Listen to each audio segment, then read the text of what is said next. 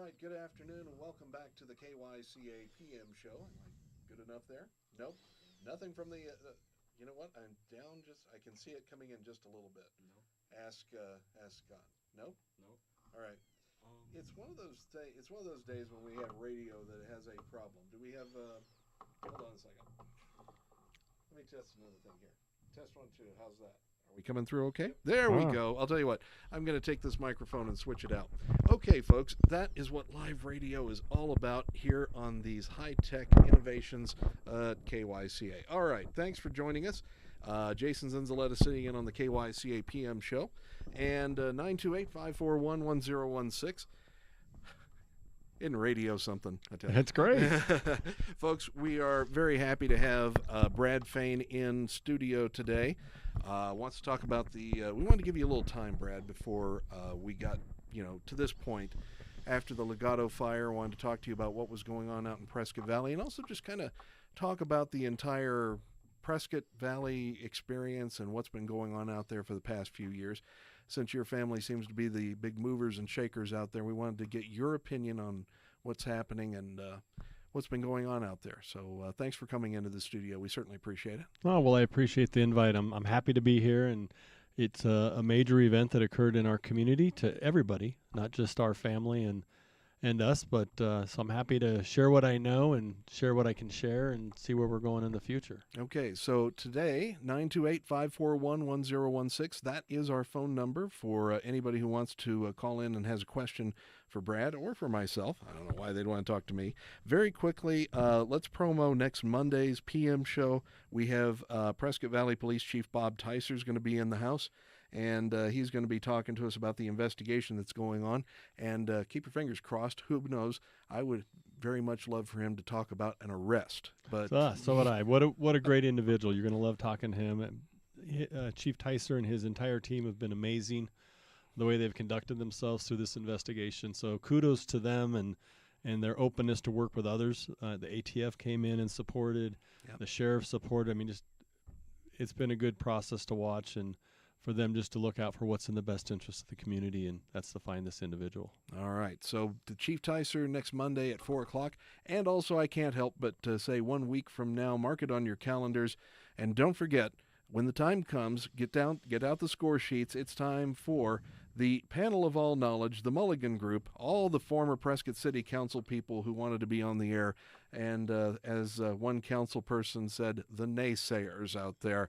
We'll have Phil King. Malcolm Barrett Jr. is out. Thank goodness. He always finishes last in the points. Tom Riley and Bob Recker will be in, and I invited former Councilman Charlie Arnold to fill Malcolm's seat. So we'll see how that goes and see if they can impart some wisdom to the city. That's next Tuesday, 4 o'clock here on KYCA. Okay. Brad Fain.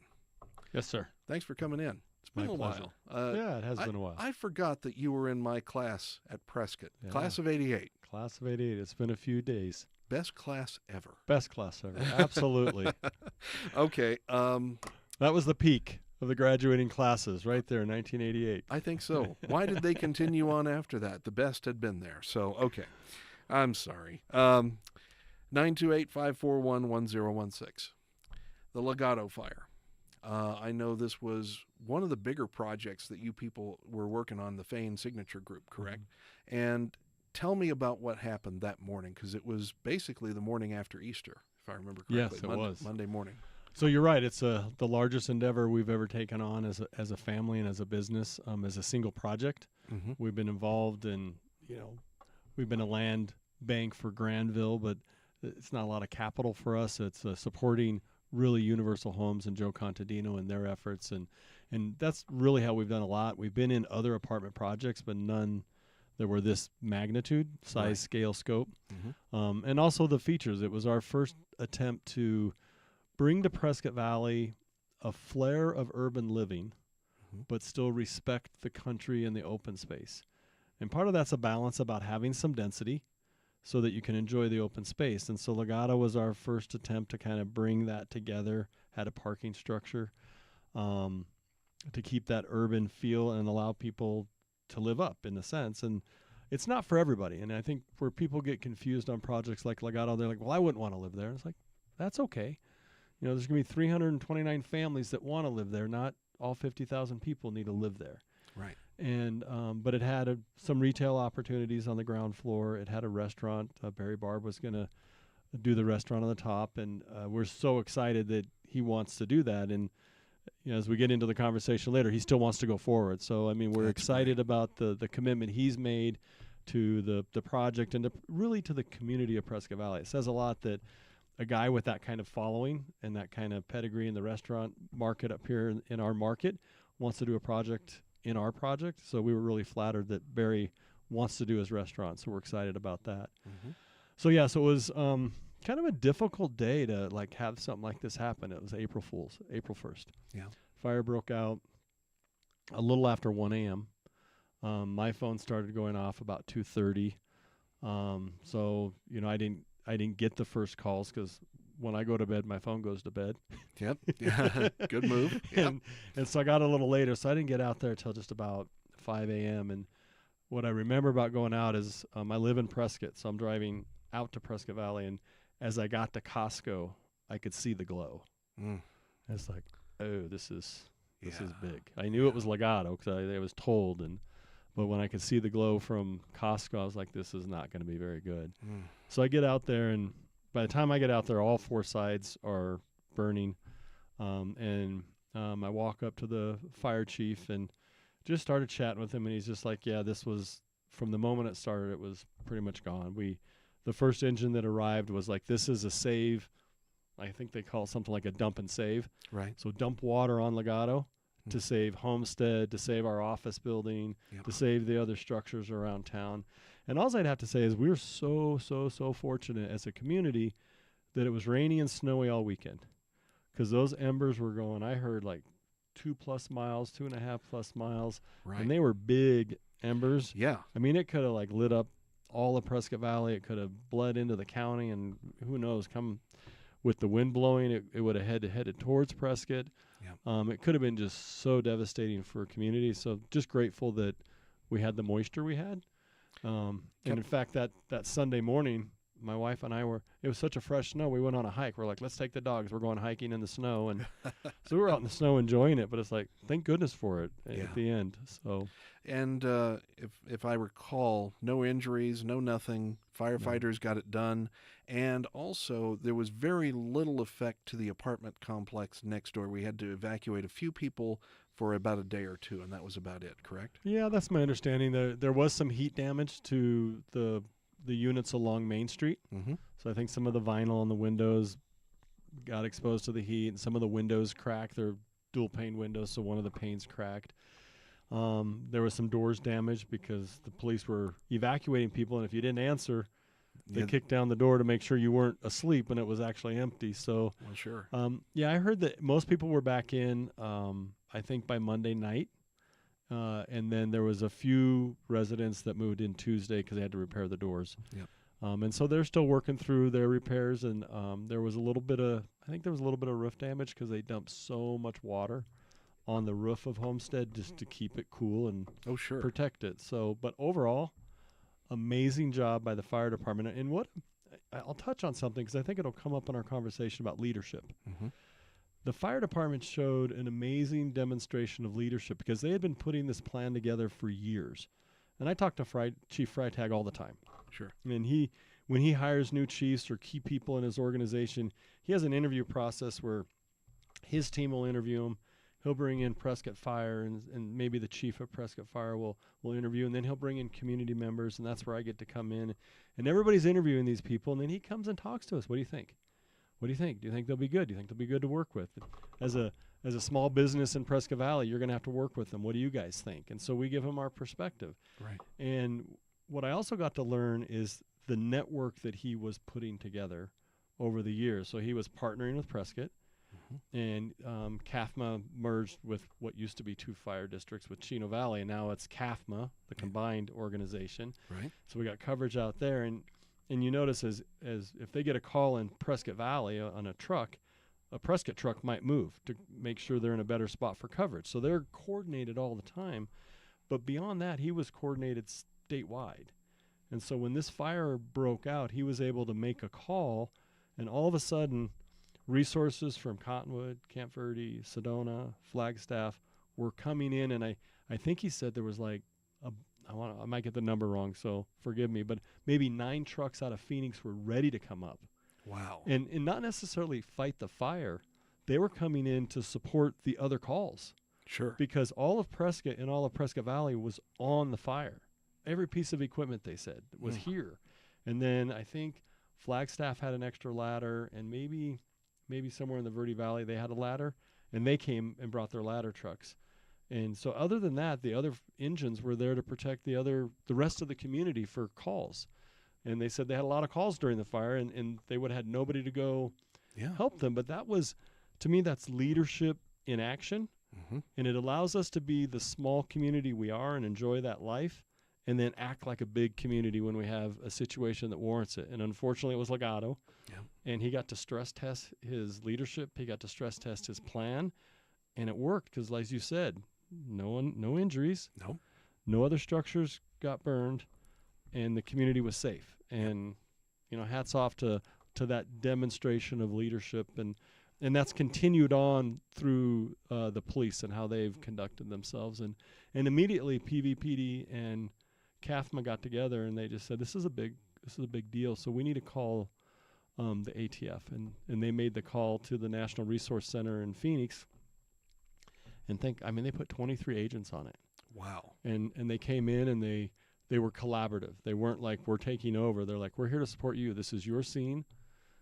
Local guys, you guys are in charge. We're here to help. And they just brought in their experts to lend that knowledge in the different, chemicals and fire science and, reviewing videos and doing interviews and all of that stuff that they have a lot more exposure to.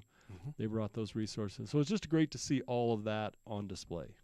And it worked out well. And in the end, fortunately, it was just the one block. But that's right, one building. Unfortunately, it was your building. Very true. That's the problem. We're going to take a break here on KYCA PM. Brad, hang on with us. And folks, 928-541-1016. If you'd like to ask a question, and we're going to continue on with our conversation after these messages.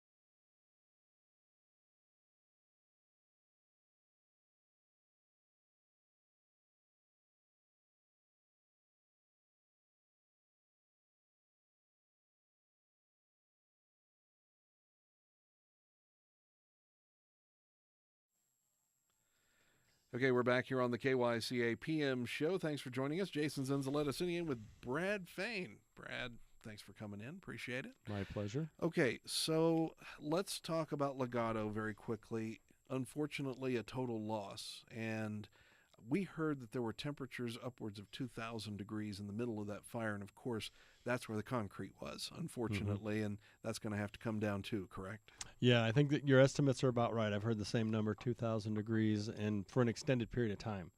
So most of those structures, the parking garage has a 2-hour burn radius or a 3-hour burn radius, depending on where it's at. And so it was an extended period of time. So everything's been compromised. As you drive by, you can see it looks like the garage is melted, which is the scalding, and it's kind of a combination of melting and scalding. The rebar inside heats up and expands. Right. Metal expands, and so it causes everything to start to pop. So everything that you see will have to come down. All the footings and foundations will have to come out. And then we'll investigate. We hope the undergrounds are good. Yeah. And we'll start from there. So whole new world for me, dealing with a large insurance claim. I'm sure. I tell people right now we're in the mode of we're tearing down a building and trying to build one at the same time. And so, our motto right now is we're a go until we find out we can't go forward. Okay. So our intention is to rebuild until we discover we can't rebuild. I've heard that there may be and I don't know, I'm just asking, and I would imagine when you had a fire of that magnitude, and you're talking about a city block that's in the middle of the city, basically, also I'm sure there's going to be an environmental impact that you folks are going to have to possibly address before you start building on the property again. That'll all be through the demolition. So we've had the environmental experts out there. They have to test. It's funny. You have a brand new building. They have to test for asbestos. Yeah. Even though we can confirm there's no asbestos on site, but it's just what the guidelines say you do. So they're running all their tests so that they know that when we do the demolition, if anything has to be treated to go to a special place, it will. And so all that's being done kind of in conjunction with the demolition. Okay, so hopefully when the demo is finished, you've got a piece of land that you'll be able to immediately start moving on. There's no waiting period or testing period at this point. That's what it looks like. As far as I know, there would be no waiting period. So we're hoping that next week the towers will come down. Okay. The towers are what are keeping the roads closed. Because if you look at where our project is, Main Street's still closed. All the Homestead people still enter now off the back emergency exit off of Lake Valley. Okay. And Florentine, the eastbound side is closed. Right. And then Park Avenue is still closed. Okay. So towers come down next week, which is the stairwell towers, all the brick that you see out there, the block. Right. It's all compromised. And if you get up close to it, which you're not supposed to do, you can just see it starting to crack everywhere. Already. So wow. It's all gone. Wow. So they'll knock those in. And then the end of the month, we get bids on the full demolition. Okay. And so I'm hopeful if the insurance company continues to work the way they have thus far, maybe the middle of May we would start the full demolition. And I don't know exactly how long it'll take. The guys that have been on site have said, maybe 3 months plus or minus, just depending. They go back and do a calculation. It's just all math. They look at our plans and say, okay, you poured this much concrete. We got to haul that much concrete out. The parking structure is this much concrete. We got to haul that much out. And it's just a matter of number of trucks they get on site and capacity, and they can run 12 hours a day, and that's what they're going to do. I don't know if they'll work weekends, but they can work 7 to 7. And our goal is, hopefully by July or August, maybe it'll be back to a pad, and we'll have that scar out of our site for now. That would be good. Hopeful of having something rising up by the end of the year? That would be my hope. I mean, my hope in a perfect world. Right, in a perfect world. In a perfect world would be demolition demobilizes 1 week and construction mobilizes the next week. Now there'll be a gap in there because we'll have to check the undergrounds to make sure they're fine. But I mean, I could see it being a month. I mean, so maybe the end of the third quarter, beginning of the fourth quarter, we're going up again. That would be my goal. Do you want to do the same thing? Our intent would be to rebuild what we started. Fantastic. Yeah. Well, I'm happy about that. The team's excited. They're focused on it, and we have to do all our calculations. I mean, we have a loss. Even if we were to take our insurance money and do the demo and walk away, there'll be a large financial loss to the business. Sure. And if we get our insurance money and we build again, the insurance will get us back to where we were at. Right. So let's say that was 55% constructed. Okay. Well, we still have to build the last 45% under a new market condition. Yep. And prices aren't the same as what they were. Yep. and then we're working with the lender to see, what the interest rates will be, what all that. So there's going to be some additional cost to us, and so we're just going to have to weigh the two, and hopefully we'll all go forward. Okay. Well, obviously, right now it looks good enough that you are moving forward, and this is a good thing. Yep. One thing, and I don't want to step on anybody's privacy or anything like that. When I was out at the fire, I got there probably a little bit before you did. The news never sleeps. I happened to be walking around looking for members of the fire department and police department, and I happened to cross about a half dozen guys who were dressed out in their construction clothes and saying, "Well, guess no work today." I heard that you had as many as possibly up to 200 people working at one time on this project. Will they be back? Have they found other jobs? I know there's nothing you could do about this. Yeah, I mean we haven't tracked the individuals, but yeah, about 200 people work on the project any given day. It fluctuates depending on what's going on, but we had framers that were still framing. You got people putting in the windows, drying in the project, insulation, HVAC, plumbing, electricians. So you have everything's just kind of staged and rolling. So they're all on site. Right. Monday was supposed to be a really big day. The Friday, a lot of the trades had loaded a lot of equipment into the parking garage to get ready for Monday because it was going to be a big week. We were going to texture the drywall in phase 1 and get ready to paint it because phase 1 was getting closer to moving in. We were going to open that in November, December timeframe. Wow. And then, all the way down to just the framers out front. And then we had concrete guys coming to pour the last of the foundations for phase 4. So you had all those in people, but about 200 people are just out of work overnight. And then the other side of that sometimes people don't understand is some of the companies, some of our local trades that were on it, it was a big project for them. Right. And so they were maybe not taking on other work until this one got beyond them. And so they might have forecasted they had 6 more months of work, and then overnight it's gone. Yep. And so now they're sitting there going, I got all these employees, my work just went away. So it impacts the company as well, which then has a deeper ripple effect. So that 200 could be 400 for all I know, depending on how deep it goes into all the different companies that were touching it. Right. Support personnel, whole offices, things like that. A lot of those guys are local too. People always think they're out of town, but there's a good number that are local. And we always encourage anybody that does one of our projects, hire as many local people as you can. We want to keep our workforce going. Absolutely. Okay, we're about ready to come up to a break. If anybody has a question, 928-541-1016. Otherwise, we just keep talking about what's happening out in Prescott Valley. Brad, I know that you'd had a little bit of pushback on the project, and maybe we'll talk about that a little bit coming up, and then the future of Prescott Valley, because I know that your family has been heavily involved in that, of course, for many years. We'll be back after this.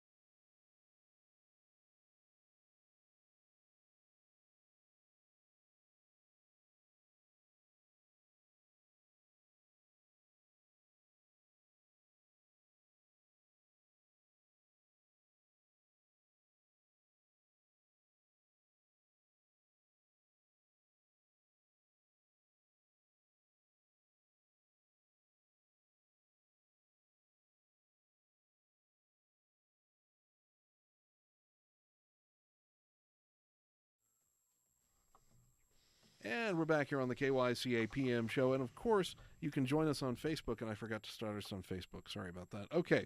928-541-1016. And we are back with Brad Fain from the Fain Signature Group. And we've been talking about the Legado.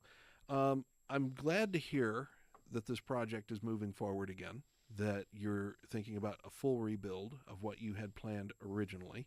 Mm-hmm. Has there been any consideration, and I know there's been a little bit of pushback on the project. There's people who were, do we really need this? And more than once I did hear when you were building the parking garage, what the heck is that?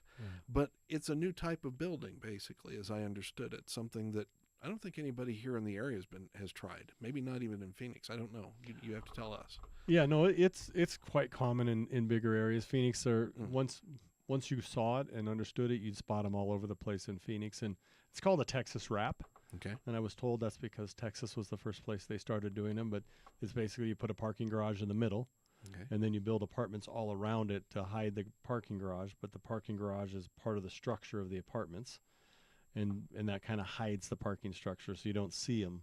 Yeah. You don't have a parking structure off to the side and apartments on the other side. You just wrap the apartments around it. So it kind of hides that concrete structure that nobody really wants to look at anyways. No matter how you dress it up, it's still a parking garage. Yeah, but we put apartments around it so it looks like a project. It looks like homes. And that was the goal. And the architecture was starting to come out. You could see we had the roof line was starting to take shape. And our family is big about celebrating who we are as a community, and we are a Western values, Western heritage community. Yep.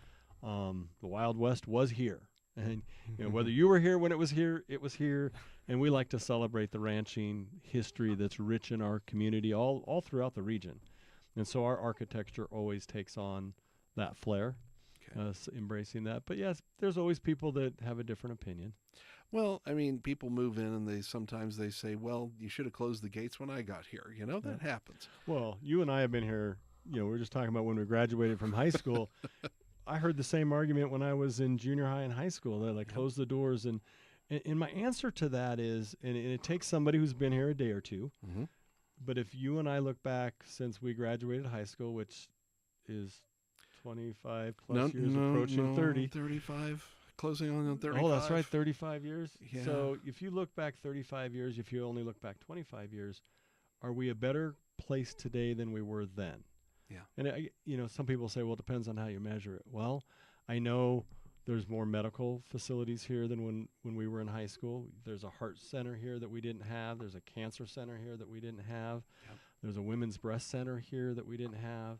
There's restaurants here that we didn't have. People can actually dine. We're building a small dining business throughout the town with different proprietors, so people have a variety. It's not just, fast food. Well, I think when we were in high school, it was Murphy's and oh goodness, the mining company. Right. That's it. Yeah, two. That was our, and there was certainly nothing in Prescott Valley, which the population was about 5,000 or 6,000 when we graduated. And so if you look at it in the context of, there's always opposition to growth in the moment, but when you look at longer time periods, growth has been good to us. It's brought in more facilities, it's brought in more services, it's brought in the conveniences that people like, and that's why people are moving here. Yep. But people always say, well, it's such a beautiful place. I want it to stay just the way it was when I saw it. And I get that perspective. But I think what makes this place great is, there's the things that Mother Nature gave us that nobody can take credit for. We have all 4 seasons, and we touch on them. We don't get engulfed by them. We don't have the Midwest winters, and we don't have the hot desert summers. We have a little bit of both, and we get to enjoy them, and then they move on. Yep. But what really makes our community great is the people. And what's been so disturbing to me over the last few years is this whole thing with social media, and it brings out the worst in people, and they attack you, and it's the worst of them, and that's not who we are as a community. Because I think what people really like is, like, I talk to people who moved here and go, well, what were some of the things that you liked? People wave at you when you're walking down the street or when you're driving. Do you wave back? And they're like, oh, I hadn't thought of it. That's a concept, yeah. But that's who we are. We're a community that's just friendly, and you get to know people, and then you see them walking down the street, and hi, Jason, and that's what makes us who we are. It's not whether we build another house or don't. in their opinion, if we don't build another house, we'll stay who we are, and that's not true. And I always say we're going to grow, and there's two plans. There's the master plan approach, which we do zoning cases, and we do master plan communities, and we design parks in there, and we design open space in there, and we put in trails, and they pay taxes into the community that they are going to reside in. Mm-hmm. Or we do none of that, and you have wildcat development, which is out in the county, where somebody goes and can buy 2 acres of land. They can drill a well, put a septic tank in, and have a dirt road out to it, and there's no planning. Right. And then when you see that happen over a decade or two, then all of a sudden you're like, well, that doesn't look as attractive as I thought. And it's actually more harmful to the wildlife, because everybody who has their little 2 to 5 acre house or ranchette or whatever they want to call it, they don't like the wildlife eating their garden or their flowers, so they put a no-crawl fence around it. And that no-crawl fence keeps the pronghorn from migrating through there, because pronghorn don't jump over fences, they go under fences. And so when they're trying to keep the javelina or the rabbits out, they're also impacting the migration of the pronghorn. And so planned development, you can create those corridors, and you can create spaces for all of us to be here, wildlife and people. And then we get to work together on how we want to look in the future. Right. And that's how I think it should be. It should be, we don't have to agree on everything. I'm not saying everybody needs to agree with us, by no means. But we got to have civil debates and civil dialogue, and not this, well, if you don't agree with me, you're wrong, and that's it. Let's go out back and settle this right now. Or, and the threats that, our council people, they get threatened and threatened and threatened. Right. And that doesn't get anywhere, other than that alters who is willing to run for council. And what we want is, we want the brightest people to run for council, and want the people that have a longer term horizon, that aren't just thinking about the next couple of years so they can get reelected. I mean, one of the things that I always think that sets our company apart from a lot of other companies, especially development companies, and we don't like to call ourselves a developer, we like to call ourselves a community builder. And the big difference between us and everybody else is, we don't think in terms of years, we think in terms of generations. Ron and I are running the company today, and we think about, what do we want to leave here for our kids or grandkids? What do we want this place to look like for them?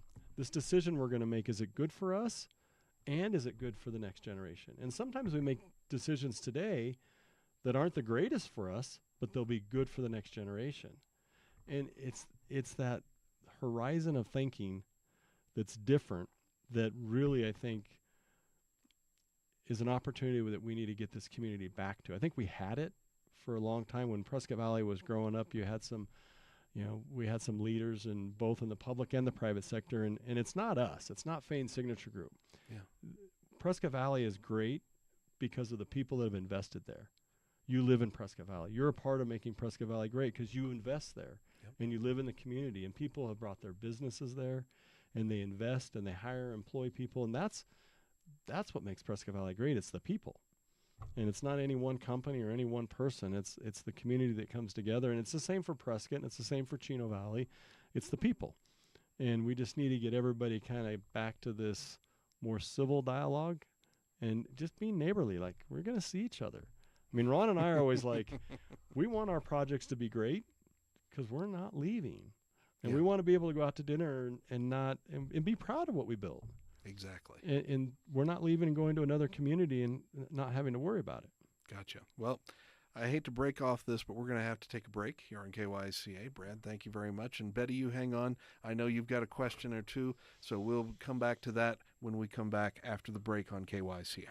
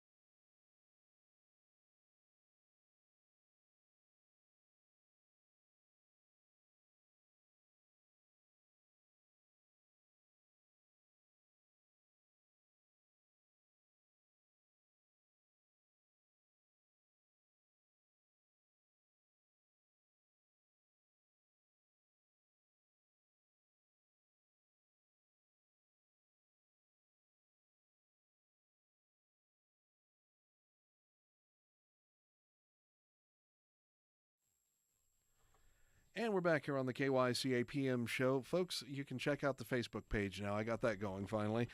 Brad Fain is in the studio with us. Let's go ahead and bring on Betty on line 1. Betty? Yes, sir. Hey, good. Good to hear from you. And we've got Brad here. Go ahead with your question. Yes, I was wondering if the group is going to have to go through the P&Z again, and also if they're going to have to start the permitting all over again. And this is concerning the Legado project, is that right? Yes. Okay. Yeah, my understanding is we have an active permit, and we're allowed to be dormant for a period of time, and then we can file for an extension of that permit to continue. And as long as we build what we had originally designed and we don't change our plans, then we could just continue to go forward, because our plans have all been reviewed by the town staff. The final development plan was approved by council. So as long as we don't change anything and we're doing exactly what we were doing, which is what our plan is today, then we wouldn't have to go back through any of that process. Oh, that's super, Brad. I'm hoping that things will just run smoothly from here on out, because what you're doing, bringing to the area, is nothing but an asset at this point. So, well, thank you again, so much. Good I luck really to you appreciate and the that. group, and I hope everything runs smoothly from now on. Well, thank you so much. I appreciate those kind words. I really do. Oh, Thanks, Betty. okay, sir. Bye-bye. Take care. Let's go ahead and move to line 2. And Tom Staley, how you doing? How are you? Good, good. All right, you're on with Brad. What's up? Mr. Fain, I was wondering, and I hope you do, if and when we catch this SOB, are you going to pursue the full extent of the law to get this guy behind bars? Now, Tom, be careful now. So luckily for everybody, it's a criminal offense. And so criminal charges come from the public side, the sector, with the county would file the charges. And my understanding is, yes, when they catch the individual, he will be pursued, and the full extent of the law. Great.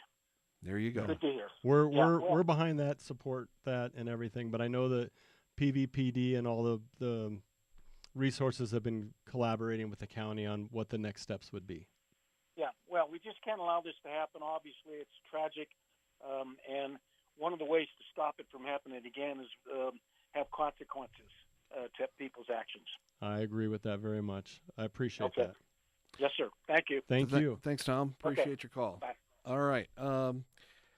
That's a good point. Hadn't thought of that in terms of planning and zoning, but yeah, you're not changing anything. It's going to be the same structure, and so we're going to have to go through the same process again of bringing up the garage again, and then start with the stairwells, and then we'll see actual construction getting going in terms of the apartments and things. Yeah. And so hopefully we're talking about the same timeline, but again, it's economics and everything else along with demolition and all that. Yeah, I'm a little optimistic and like to challenge everybody. So we've built half of it once. Mm-hmm. We worked out a lot of kinks. And when you build any project, there's always what they call a lot of RFPs, which are RFIs, requests for information. Mm-hmm. So the architect designs the plans, and then the contractor's out there like, what do you mean by this? I don't understand. So that slows down the construction a little bit depending on the question. Well, we've solved a lot of those. And so I'm hopeful that when we come out of the ground, it'll be the construction timeline will be shorter. Okay. We were on a 32-month construction cycle, mm-hmm. so I'm hoping we can be inside that and maybe be closer to 2 years or 28 months or something like that. Okay, and you were talking about earlier opening up phase 1, hopefully by November, December. How many phases were you looking at in this project? So the current build was supposed to be 4 phases. Okay. So phase 1 was going to be 120 units, and then phase 2 and phase 3, and then phase 4 was the fewest number of units, but it had the retail and then the restaurant. Okay. On top. So it had the fewest number of actually living units. But it was 4 phases, and we may rethink that now and may do it in 3 phases next time. We're talking to our architect and our contractor about how should we phase it now that we've got everything ironed out. Maybe we can do it a little differently. Okay. And also, we're going to have to rethink security and all of that. And so part of that is, can we build it a little bit faster? Mm-hmm. And then we had lots of security on it. We had cameras everywhere, motion detectors that would go off if somebody penetrated it. This individual slipped by all that, and we had lights on the project. So that was another requirement of the insurance company, was to have all that security and lights. And I'm sure when we rebuild, we're going to have 24-hour human surveillance on it, in addition to all of that. So probably more cameras and people. Makes sense, but unfortunate that we have to do that these days, but you have to do it. Especially in our small community up here, where we're all friendly. I mean, we're neighborly, and but it's just the reality of the times we live in. Somebody said to me, and we're about to take a break, but I'll say this. Somebody said, well, this doesn't happen in this community. You know, well, yes, it does. And that's what happens when we grow sometimes. And it's a consequence. But fortunately, it's not something that we face on a regular basis here. And it's very much an outlier. It's just unfortunate that it was in this manner. I will tell you, though, it's very unfortunate we had the event. But just like those last two callers, the community outpour and the outreach has been amazing. We are a great community. We saw it. We got to experience it. It's unfortunate it took a fire for us to experience it. Yeah. But all those good people are out there. They've reached out to us. They've sent us notes. They've sent us emails. They're like, hey, I'm not in the construction world. Anything I can do to help, just let me know. Mm-hmm. And so it's been good to see that part of the community, because it's there. It exists. And hopefully we'll just keep them out in the forefront, because we really have great people that live here. We really, really do. All right. Well, last break here on KYCA. We'll wrap things up after this on the PM show.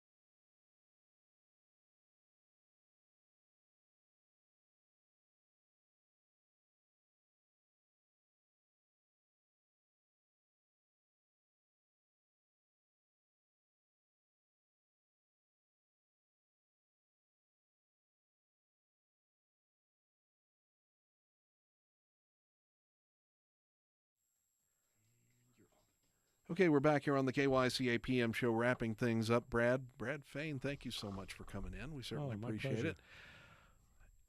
Your family's been involved out there for so long, out in Prescott Valley. I mean, you're synonymous with the town, and yet you have such passion for the town and seeing where it's going to be going, not just for you and, like you said, your kids and grandkids.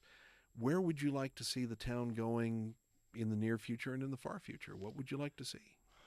Well, for the most part, if you look at, again, go back to a longer horizon of time, if you look at the last 25, 30 years or so, we're headed in a direction where we're growing, and we're growing not radically. I mean, it's about 2%, 1.7% annually. Now, there's booms and busts in there. Yep. 2007, 8, 9, 10, 11 were busts. Right. And, the last few years have been really good. And so, but when you average those out, it's a steady rate of growth. What I would say is I want to make, what I think makes a thriving community is when everybody has an opportunity to live here. I want our retirees to move here from wherever they made their money. They come here and they have money to spend, which helps our economy. They also have a lot of wisdom they bring from their careers and what they learned along the way, and they can help us grow. Now, if they use their wisdom to try to stop us, then that kind of creates the friction we feel today. But I also want to create a place for our youth. I grew up here. I am fortunate that I'm able to work here. Yeah. And, our region our biggest export is our youth. We've got some great colleges and universities here, and we educate these kids and we send them away.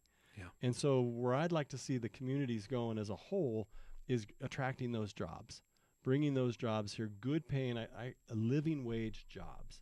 You got to have all the jobs, but we need to bring in those living wages. And part of our challenge as a community is, if you brought in an Intel, well, we don't have the workforce for an Intel. So you'd be importing the workforce. Right. And then they would live here. So there's a balance of what we have and what we can support as a community as far as our knowledge and what we have. But I think we just have to keep growing, and over time, we can bring in small industry that can support Embry-Riddle. I know they work on it all the time, but keep growing those jobs so we can keep those engineers here. We have great nursing programs at Pike Community College, and our family supports that. I mean, we give out, we're a part of the Jewish Community Foundation, and they give out scholarships to nurses with a commitment to stay here and work. And so our goal as a family is to leave the place better than we found it, and leave an opportunity for the next generation and the generation beyond them so they can choose to live here if they want to. And that's really, I think, all of us have to come together, public sector, private sector, people working, people retired, all come together and what do we want to look like in the future, and how can we continue to make this a great place to live and call home? Yeah. If you could go back just a couple of years, maybe back to when we were in high school, and you're coming out of high school in 1988. Yes, I just dated both of us. Congratulations on that.